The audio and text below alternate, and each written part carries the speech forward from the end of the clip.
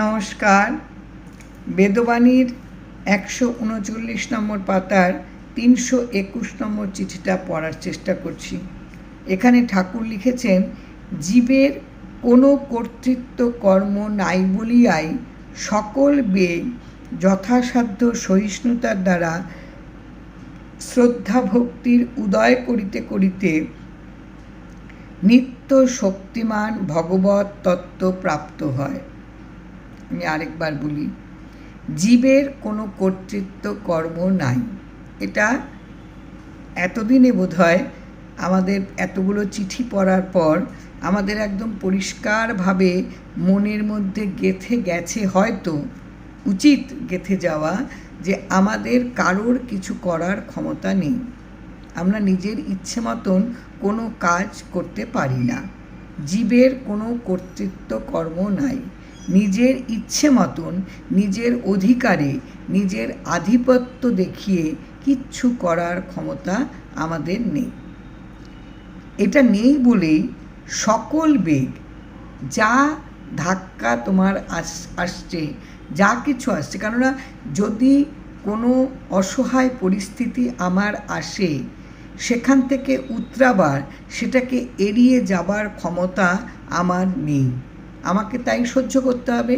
যে বেগই আমার আসুক না কেন, যে ধাক্কাই আমাকে বিব্রত করে দিক না কেন, আমাকে এগুলো সবটাই সহিষ্ণুতার সঙ্গে সহ্য শক্তির দ্বারা শ্রদ্ধা ভক্তির উদয় করিতে করিতে নিত্য শক্তিমান ভগবৎ তত্ত্ব প্রাপ্ত হয়।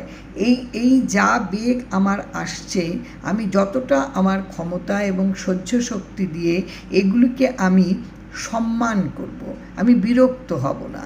শ্রদ্ধা ভক্তির উদয় করিতে করিতে, এটার একটা আমার ভেতরে আবির্ভাব হবে। একটা এই যে আমি আমার জীবনে আমি শুধু দেখছি যে আমার জীবনে কিচ্ছু যা চাইব তা হলো না, এবং হলো না বলে আমার মনের মধ্যে একটা চাপান উত্তর তৈরি হলো। ফলে একটা মনে বেগ আমাকে তাড়িত করলো, একটা ধাক্কা দিচ্ছে সব সময়, যে তুমি কিছু পেলে না জীবনে, তোমার কিছু হলো না। কিন্তু যদি আমি এটা সহ্য করতে জানি, আমি যদি এটা মানতে জানি যে এটা আমার নয়, এটা আমি পেতে পারি না, আমার কৃতকর্ম অনুযায়ী এটা সঞ্চিত হয়নি আমার জীবনে পাওয়ার জন্য, তাহলে আমি সহ্য শক্তি আমার ভেতরে আসবে, এবং এই সহ্য শক্তিগুলি যতটা আমার ক্ষমতা, সেই অনুযায়ী যদি আমি সহ্য শক্তি আনতে পারি, এবং এই যা যা কাজ আমার সামনে এসে উৎপন্ন হচ্ছে আমার ভেতরে, আমি যদি একটা শ্রদ্ধা ভক্তির যদি একটা উৎপন্ন করতে পারি, যদি তা উদয় হয়, তাহলে আমি এই যে নিত্য শক্তিমান ভগবৎ তত্ত্ব প্রাপ্ত হয়। যে সব সময়ের যে ভগবান, নিত্য শক্তিমান ভগবান, তার তত্ত্ব আমার যদি এই বিশ্বাস থাকে যে আমি সহ্য করে আমার যা প্রারব্ধ ভোগ, তার যা বেগ, এটা আমি আমার সহ্য শক্তির দ্বারা আমি এটাকে বয়ে নিয়ে যাই, এটুকু, এবং আমার বিশ্বাস যদি থাকে, ভক্তি যদি থাকে, তাহলে কী হবে, আমার ভেতরে একটা ধারণা, একটা আন্দাজ আসবে যে আমার ভগবানের সম্পর্কে এটা আমার ভেতরে একটা প্রাপ্ত হবে। আমি কিন্তু আমি অর্জন করতে পারবো, যে আমি যদি এগুলোকে মেনে নিয়ে সহ্য করে যেতে পারি, সমস্ত বেগ যদি আমি সহ্য করে যাই, মেনে নিই, তাহলে কিন্তু আমার ভেতরে ভগবৎ প্রাপ্তি হবে। আমি তাকে আমি পাবো, তাকে আমি উপলব্ধি করতে পারবো। কি অপূর্ব করে ঠাকুর বললেন। আমরা তো অস্থির হয়ে পড়ি, আমরা পারি না। একটু সাধারণ, আমাদের যদি কখনো একটা কাজ করতে গিয়ে দেখলাম যে নানান বাধা বিপত্তি আসছে, এই কাজটা আমি ঠিক মতন পারছি না, আমরা কাজটা ছেড়ে দিয়ে আমরা চলে আসি। কিন্তু এই কাজটা আমাকে করতেই হবে, কেননা এই কাজটা আমার আরাধ্য দেবতার দেয়া কাজ, এটা আমার কৃতকর্ম অনুযায়ী এই কাজটা আমার সামনে এসে পড়েছে, এবং এই কাজটা করতে গিয়ে যত কষ্টই হোক না কেন, যত বেগই সহ্য করতে হোক না কেন, এটা আমাকে করে যেতে হবে। এটা যদি আমি ভাবতে পারি, এটা যদি আমি বিশ্বাস করতে পারি, এটা যদি আমি ভরসা আমার ভক্তি থাকে ঠাকুরের প্রতি, আমি কিন্তু এটা পেরে যাব। কারণ আমি জানি আমার পথ যদি আমি অতিক্রম করতে থাকি, পাশে আমার ঠাকুর আছেন, নিত্য শক্তিমান, তিনি আমার পাশে আছেন, তিনি ঠিক আমি সেটা উপলব্ধি করতে পারবো, আমার আন্দাজ করতে পারবো, এই তত্ত্বটা আমি বুঝতে পারবো। ইহা হইতেছে জীবের প্রধান কর্তব্য। আসল কাজ হচ্ছে, আসল কর্তব্য, আসল উচিত হচ্ছে এটাই করা। সাধন ভজন দ্বারা ভগবত ভক্তি প্রেম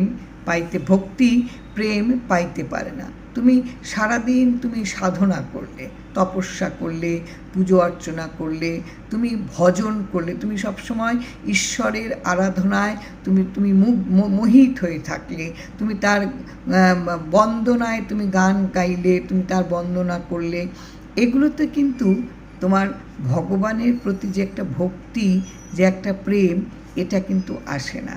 সাধন ভজনের মধ্য দিয়ে কিন্তু তুমি থাকলে তার মানেই তোমার ভেতরে একটা ভগবত ভক্তি প্রেম তোমার ভেতরে এসে গেল, তা কিন্তু নয়। ঐশ্বর্যাদি উপভোগ করতে পারে, তখন কি হবে? তখন তোমার ভেতরে কিন্তু এই যে তুমি সারাদিন একটা ভগবত ভক্তির জন্য তুমি দেখাচ্ছ, তুমি সারাদিন সাধন ভজন তুমি করে যাচ্ছ, এবং তোমার মনের মধ্যে যে একটা কি হবে, তোমার মনের মধ্যে একটা সমৃদ্ধি, ঐশ্বর্য হচ্ছে প্রভুত্ব, সমৃদ্ধি, একটা পদমর্যাদা তোমার ভেতরে এসে তোমাকে একেবারে মুড়ে দেবে, তোমার ভেতরে ওটা আসবে। এটা আমি এটা বলতে গিয়ে মনে পড়ছে যে স্বয়ং ঠাকুর কুঞ্জলাল মজুমদারের বাড়িতে আছেন, এবং ঠাকুর তখন অসুস্থ থাকায় আশ্রিত জনেরা যখন ঠাকুরের সঙ্গে দেখা করতে আসতেন, তখন দেখতে দেওয়া হতো না, কেননা বারবার ভক্তরা যখন আসতেন ঠাকুর কথা বলতেন, এবং তিনি এতটাই অসুস্থ ছিলেন যে এটা তার শরীরের পক্ষে ঠিক ছিল না, যার জন্য ঠাকুরের সঙ্গে দেখা করতে যেতে পারতেন না। কিন্তু এই যে স্বয়ং নারায়ণের সেবায় কুঞ্জলাল মজুমদার এবং তার স্ত্রী নিয়োজিত আছেন, ঠাকুর বলছেন এতে কি হয়, এতে এই যে সারাদিন ভগবত একটা প্রেম একটা হচ্ছে তো ভগবানের প্রতি, তাতে তার ভেতরে একটা সমৃদ্ধি, একটা উচ্চ পদমর্যাদার তৈরি হয়। কিরণবালা মজুমদার নিজে লিখেছেন যে এতে ঠাকুর একবার বলেছিলেন, যখন দেখা করতে এসেছিল, যারা বেশি ফল মিষ্টি নিয়ে আসতেন তাদের ঠাকুরকে দর্শন করতে দেওয়া হতো, এবং যারা কম আনতেন তাদেরকে তার ঠাকুরের কাছে যেতে দেওয়া হতো না।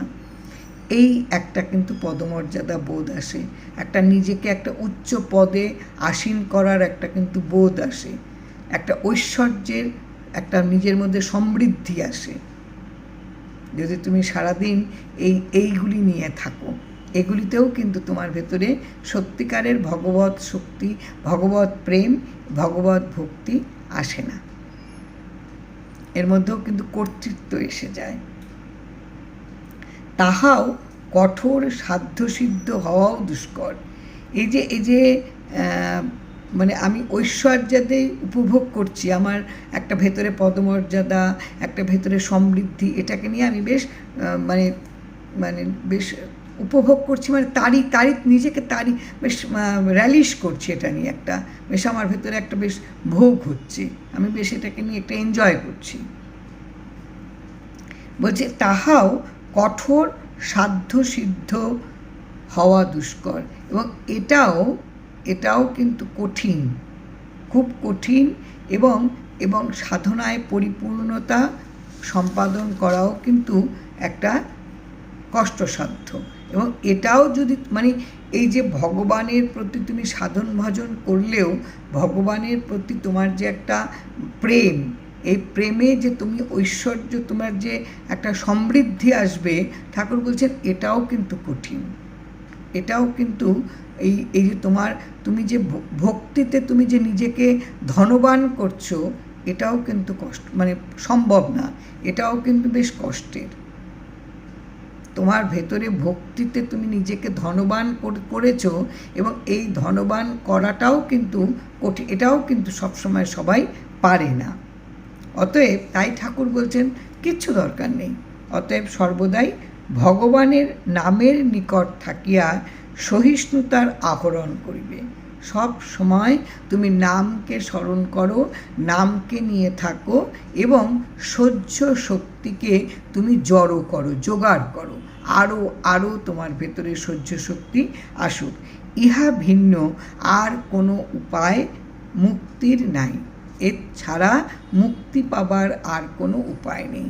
তোমার একটাই চেষ্টা থাকবে, আরও কি করে তুমি সহ্য শক্তি বাড়াতে পারো, জোগাড় করতে পারো। সিদ্ধ সাধ্য শক্তির হ্রাস বৃদ্ধি হইয়া চিরকালই উদয় অস্ত গতিতে আশু সুখকর হইয়া পরিণামে অভাবগ্রস্তই হইতে হয়। এটা আমি আরেকবার বলছি, এটা চট করে বোঝা যাবে না। এই যে সাধ্য সাধন করে ভেতরে একটা ভগবানের প্রতি প্রেম, এটাতে সম্পদশালী হওয়া, ঠাকুর বলছেন এটাও কিন্তু কঠিন। এই যে ভগবানের প্রতি প্রেম এনে মনটাকে যে তুমি সম্পদশালী করবে, এটাও কিন্তু সবাই পারবে না, এটাও বেশ কঠিন। তাই তোমার এই কঠিন কাজগুলো করার দরকার নেই, তুমি শুধু নাম করে যাও। আর তুমি কি করবে, আরও কি করে তুমি তোমার ভেতরে সহিষ্ণুতা বাড়াতে পারো, এগুলো তুমি জড়ো করো, জোগাড় করো। এবার ঠাকুর বলছেন, কেননা এগুলো তুমি যদি না করো, এই তোমার মুক্তির আর কোনো পথ নেই। সিদ্ধ সাধ্য, তোমার সাধনার দ্বারা যা তুমি লব্ধ করলে, যা তুমি অর্জন করলে, এই শক্তিটারও কিন্তু, যে শক্তি তুমি অর্জন করলে, এটারও কিন্তু হ্রাস বৃদ্ধি হয়, কখনো কমে কখনো বাড়ে। তুমি যে সাধনা করছো, যে সিদ্ধিলাভ তুমি করছো, এটারও কিন্তু কখনো কমে কখনো বাড়ে। তার ফলটায় কি হয়, সবসময়ই একটা উদয় আর অস্তের একটা গতি চলে, একটা চলাফেরা চলে। কখনো তোমার একেবারে ভীষণ ভালো উদয় হচ্ছে, কখনো তোমার আবির্ভাব ঘটছে, কখনো তুমি ডুবে যাচ্ছ।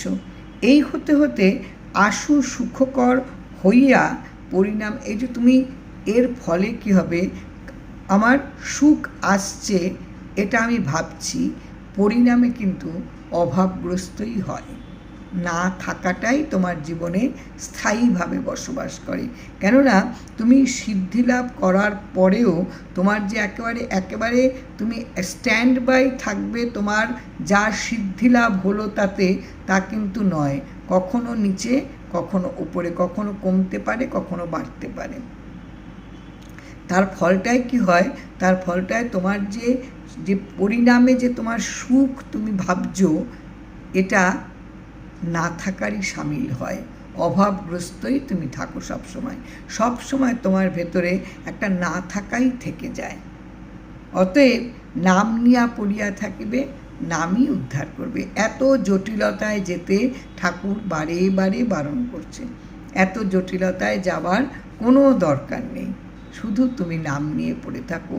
কত সহজ, কত সরল, কত মানে একদম যার ভেতরে কোনো জটিলতা নেই, এইটা ঠাকুর আমাদের বলে দিলেন। বারবারই তো বলেছেন, আমি নামটা দিছি কলম কইরা, আপনারা শুধু ফল পারবেন আর খাবেন। তিনি এমনিতে কিন্তু বীজ বপন করেন নাই যে তাতে চাষ করতে হবে, তাতে ভালো ফলন হবে কি না, তার জন্য এতগুলো নাম করতে হবে, আজকে 1000 নাম জপ করতে হবে, কালকে 10,000 নাম জপ করতে হবে, কিচ্ছু বলেননি। জমিতে কিভাবে চাষ করতে হবে তা কিন্তু ঠাকুর বলেননি। ঠাকুর যার জন্য কলম করে আমাদের ভেতরে বীজ বপন করে দিয়েছেন। এই বীজের যা বপন করে দিয়েছেন, নামের মধ্য দিয়েই আমরা ফল পারবো আর খাবো। এত সুন্দর যার যিনি আমাদের উপহার দিয়েছেন, যিনি যে নামে আমাদের আশ্রয় দিয়েছেন, বারে বারে বলছেন কোনো কঠিন পথ ধরে তোমার চলার দরকার নেই। আমাকে পাওয়ার জন্য, ভগবান মানে আমার আরাধ্য দেবতাকে পাওয়ার জন্য কোনো কঠিন পথ আমার দরকার নেই, শুধু নাম নিয়ে পড়ে থাকো, তাহলেই তুমি সব পেয়ে যাবে। নামেই তোমায় উদ্ধার করবে। এর থেকে বড় কিছু তো আর হতে পারে না আমাদের জীবনে। জয় রাম, জয় রাম।